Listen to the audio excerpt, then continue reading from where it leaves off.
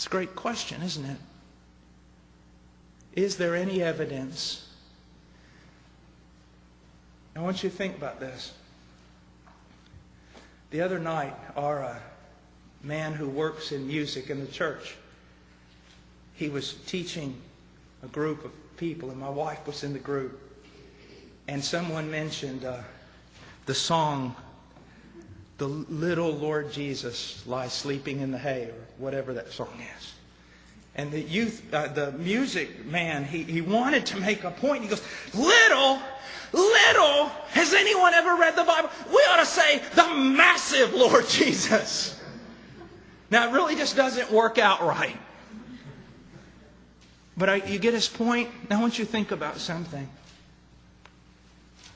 This massive, infinite creator of all things. It is taught today that he can be received through a tiny little prayer and never change a person's life at all. It is taught that he who began a good work in the believer won't necessarily finish it. It is taught, even maybe among you, that you can live just like the world, look like the world, love the things of the world, everything else, but you've got Jesus. That's not true. Now again, I want to iterate something so important. We are saved only by faith in Jesus Christ, and not of works, lest any man should boast. But salvation is a supernatural work of God, whereby the very nature of a human being is changed. They become a new creature. They become a child of God. And the evidence that this miraculous thing has happened is they begin to continue in His Word and grow in His Word, and more set free from the power of sin. Is that you? Now let's go on and look at another test. Go to John 15. A test of true discipleship.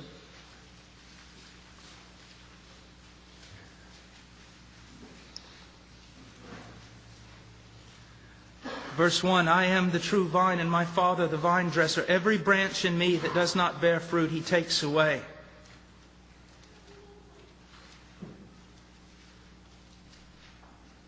What does that mean? Verse 6, if anyone does not abide in me, he is thrown away as a branch and dries up, and they gather them and cast them into the fire, and they are burned. Matthew 7 agrees with this teaching.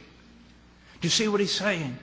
Someone who pretends to be a branch. Someone who considers himself a branch. Someone who tells the world he is a branch. Someone who's been told by religious authorities that he is a branch. But he bears no fruit. He will be taken away by the Father and he will be burned.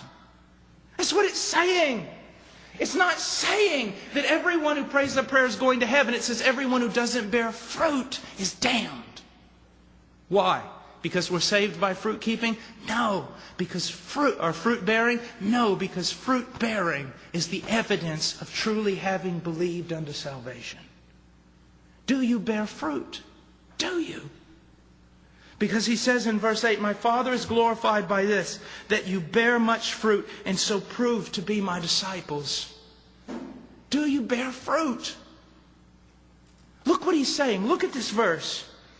My Father is glorified by this, that you bear much fruit, and so, in this way, how? In bearing fruit, you prove to be my disciples. That's the same thing he's teaching. What? A tree is known by its fruit. By its fruit. By its fruit. I go into Baptist churches and other churches, Lutheran churches, all sorts of evangelical churches, and I come into contact with young people who have been so deceived.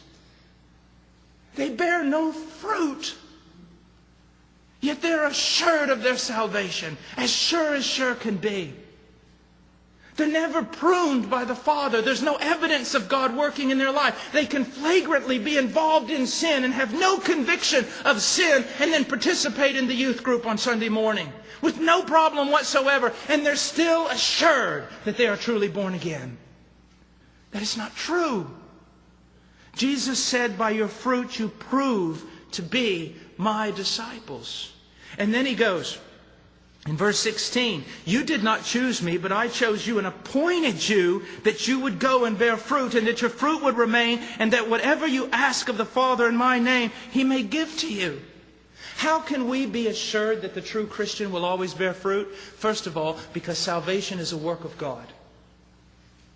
That true disciple did not choose Jesus so much as Jesus chose him. And not only chose him, but appointed him, predestined him, ordained him to do what? To go and bear fruit.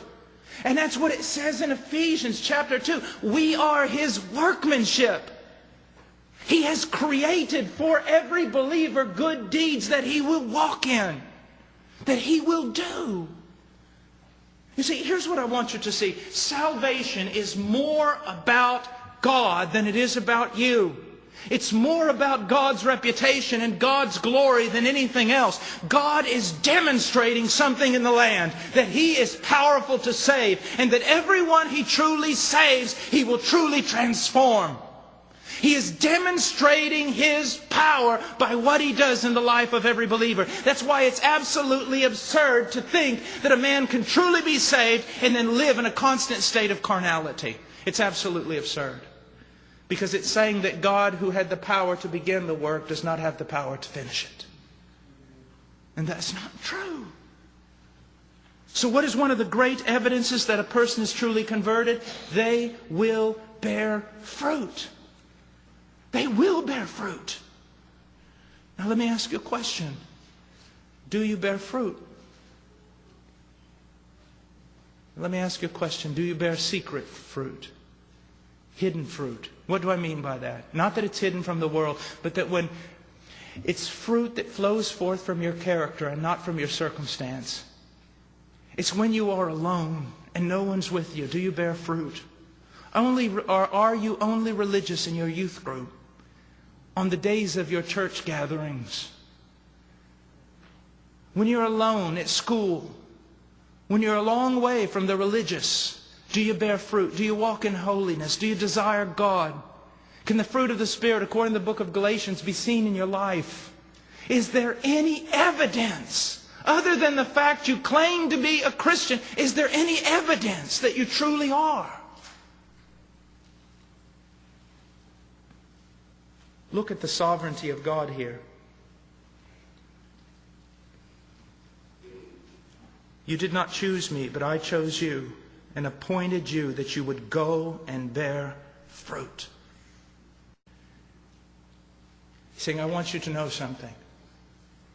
You are my work. You are my branch. You reflect my power. You are the instrument I will use to gain glory for myself. I will do a work in you. And not only will I be working in you, the Father will be working in you. For those of you who are truly my disciples and bear fruit, the Father will prune you and cut you and discipline you and do everything that is absolutely necessary so that you bear more fruit. If you can run wild, like a dog off a leash, if you can live in the world and play religious on Sunday and Saturday nights when there's a youth group, if there's no evidence of God disciplining you and convicting you of sin and trying you and testing you and working in you, then be afraid. Be very afraid.